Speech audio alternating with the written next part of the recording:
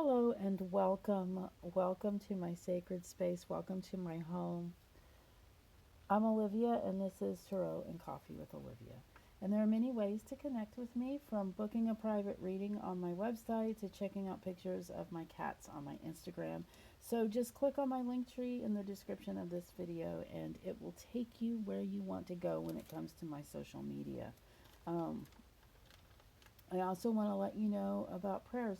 Some of you have come to me and asked me to pray for you or asked me to pray for someone that you love or care about, and I will absolutely do that. Anytime you want me to do that, I will do that for free. I will never charge for that. Just get me the names, their names, or just let me know that there is someone. Just leave their name in the comment on this video, or you can text it to me, or and that you go to my link tree. You can get all my information from Linktree. Um, and last but not least, it's important to me that you like each video that you watch, unless of course you hated it. But if you like it, if you liked it even just a smidgen, even just a little bit, please hit or click on that thumbs up button. And if you liked it enough to share it, please do share it with someone, especially someone that you care about, that you think will enjoy this, even for entertainment purposes. Subscribe to my channel if you haven't already. And thank you very much for those of you that have. And I just really appreciate all of you that come back every day. I really appreciate those of you who come intermittently. And I really appreciate all of you, because I really feel like I just want to um, reach as many people as I can possibly can, hoping to be a good force in the universe. That is my goal. This is what I have to offer. It's not a big thing, but it is something. So, what do we have now? Oh, the thought of the day. We're going back to Ram Dass. Yesterday, or not yesterday, but the last time we visited Ram Dass in the Journey of Awakening and Meditators guidebook, we were on page 63. We're not gonna skip. We're gonna go finish page 63 and move on to page 64, and then we will stop right there. We're still talking about nature, and how nature can inspire us into meditative states. And this whole thing I'm reading is a quote by Soma Krishna. Devise meditations. Well, I guess I wanted to focus on the candle. There we go. Devise meditations in which you draw nature into your own being through your senses. You can experiment with some of these. Sit with your back pressed against the trunk of the mightiest tree you can find, and pull its strength into your spine with each breath. Lose awareness of where the tree trunk and your back become one, and thank the tree. Rest an evergreen branch in the top of your head and let its power pour into you as though to fill an empty vessel. The overflow bathes you in green mist, and you are renewed. Hold a rock in your hand, feel its texture, weight, and reconstruct its geological history. How old is it? Did it travel from deep within the earth, or from space as a meteorite before it reached your hand? Become that rock. Feed on the smell of fresh cut grass, even the lawn, drawing the odor into your nose and mouth. Let it nourish body and spirit. Taste the wind. What does it carry? Salt from the sea, perhaps, or clean pine essence from the mountains, or parched desert air? Lick snow and rain from the wind's fingers. Lie on the sun-warmed ground and share its gratitude as the generous rays kindle the soil's own latent life. Imagine that you are a seed. Watch yourself sprout and grow. Listen to the ocean pound on the beach. Close your eyes and let the intensity of the sound fill your head, then your whole body, until you vibrate with it. Try to hear beyond the ocean into the roar of the raw, primal energy in the universe. Watch the flow of a river. Throw your burden of worry and negative emotions to the passing water to carry off. Breathe deeply and dislodge old crystallized tensions from around your heart as the current sweeps away layer after layer of ancient woes on its way to the ocean. Visualize the ocean waiting, neutralizing all, and converting it back into the pure energy once more. Soma Krishna. The only thing I'd like to add to that is it's I thought it was beautiful, or I wouldn't have shared it. I would have skipped over it. And also, I think it's helpful to have those kinds of uh, ideas at your fingertips as to how you want to meditate. But again, I want to emphasize that you don't have to have an imagination, an active imagination, to imagine all this stuff. You don't need to imagine all this stuff. That is a way to get into it for a lot of people. That is a really fun way for me to get into a meditation. However, there are those of us that have short attention spans, that have ADD and ADHD, those of us who can't keep still, who can't keep our mind still. And I just want to say, in regard to nature, you do not have to be that person that can keep still. You don't have to be that person who can still their mind for the waves of the ocean to overtake you and put you in that meditative state, especially and even while you're running along the beach. Um, some of the other things mentioned, feeling the rain. You could, taking a walk or a run in the rain. Do your meditations. If you have concentration problems, do your meditations in movement. Um, there is absolutely nothing wrong with that, and it is a. I think it's kind of a sad thing that it has become something that people think that they can't meditate because they're just easily distractible, and that just isn't true. So, without taking any more of your time here, we are going to go ahead and move on to your first card. And it's under the purple rock. Did we talk about these rocks? We did not. So I'm going to show these rocks to you all together so you can get the names and the colors. And I will name the colors here. They might not look exactly like that color to you. They do look different on camera than they do here. But anyway, the names I have are purple, orange, green, and indigo. And they are in the same order on these cards. So take your time. Take a deep breath.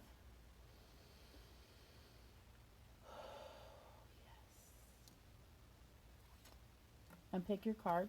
You can definitely take time to pause the video in order to do that if that is something that you need to do.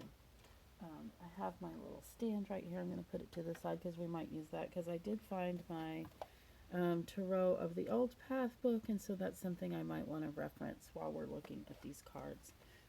Maybe, maybe not. We'll see. Okay, so I'm picking up this one first, and you have the Five of Cauldrons. And what we already know about this card, well, just look at the man's face, the older man's face. And there's the child.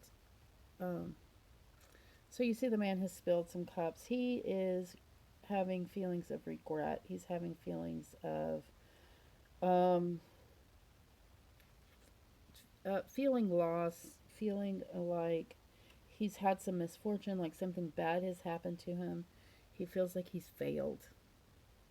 What he's not seeing is the promise that's coming up behind him. Let's go ahead and reference the book here. Who is he? He's the Five of Cups. So I'm going to put him up on the stand here. And let's look at the Five of Cups in my book. And they call it cauldrons, but it's still a sea. And I'm having a really hard time finding this because the pages are... Here we go. I'm getting closer. Here we go. Okay. So one of the things I wanted to mention about this child that it says in the book is it says here the child represents the blessing of life and all that is fortune and good. He's not able to see that because he's stuck in his failure. um, disappointment, maybe even guilt. Um, Maybe he got a inheritance and it wasn't as much as he thought it would be, or it's locked up somehow. Um, so this is what I like to say when you have this card is to stop focusing on what you've lost and find your gratitude. A great way to do that is to make a gratitude list, and your gratitude list can start with something simple like I have running water in my house, or I have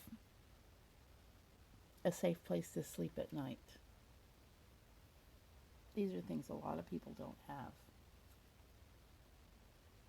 Um, I don't mean to demean or diminish your loss. I just want to make sure you understand that. And absolutely, first, feel those feelings of loss. Then make your gratitude list. You do have to feel that. I don't mean for you to just push it away. So we're going to look under the orange pebble here. I'm going to call it a pebble because I want to say pebble. Oh, you got the Two of Swords. All right, we are going to put it on the stand because I'm going to go ahead. I did not look in the book earlier about this. What I do know about the Two of Swords is sometimes it can mean like friendly banter, like between friends. Oftentimes it's locked emotions or making a decision for the person.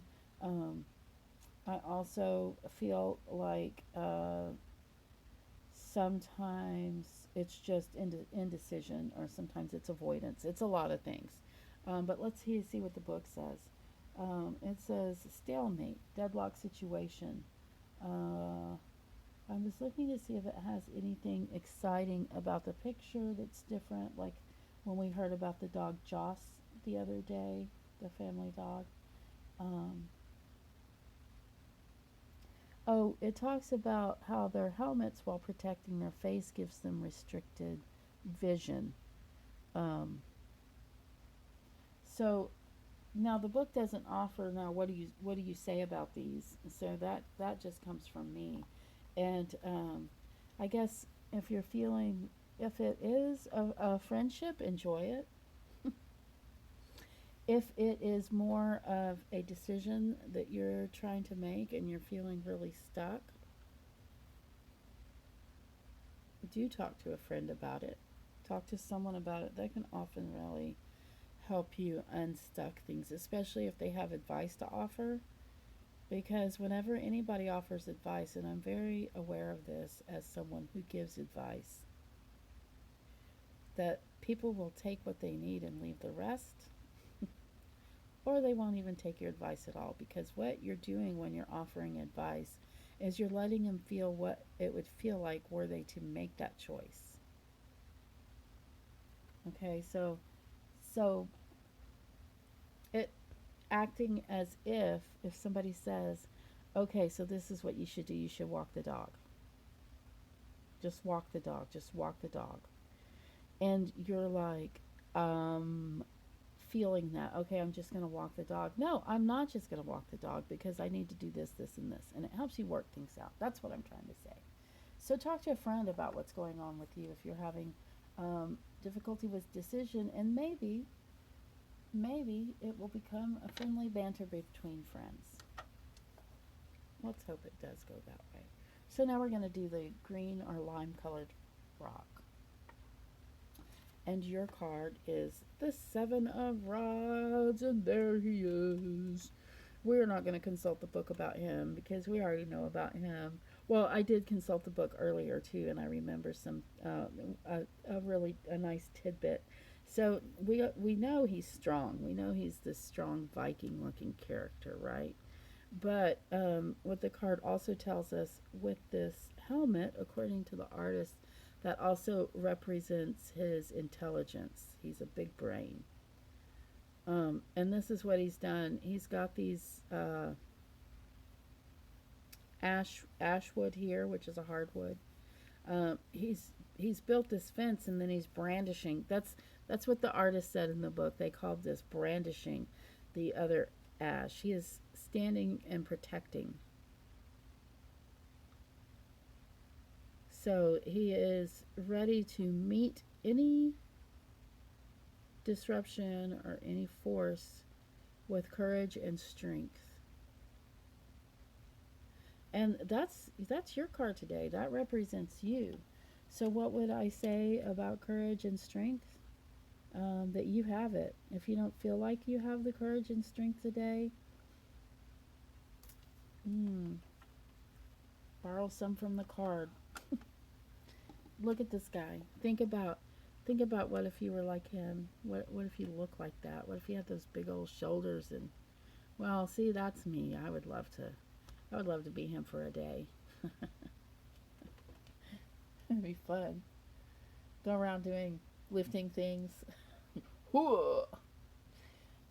Okay, we're gonna turn over the indigo, the card under the indigo. Oh, and we have the beautiful and the lovely, the Queen of Pentacles.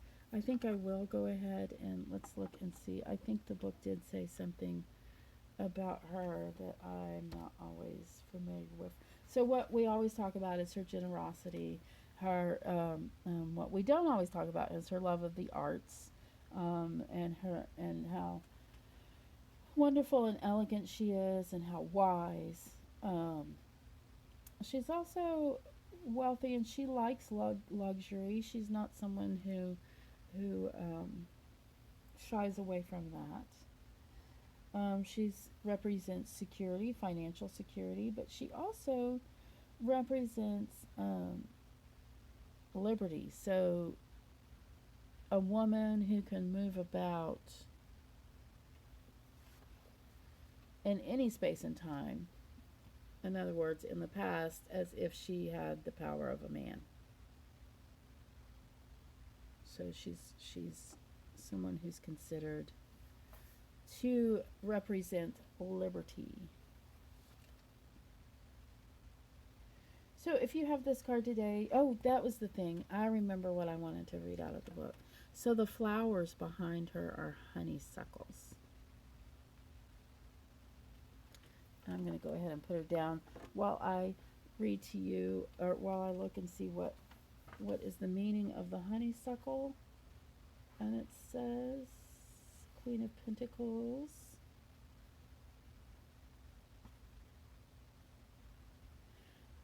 One who is possessed of a generous, devoted, and affectionate nature, honeysuckle.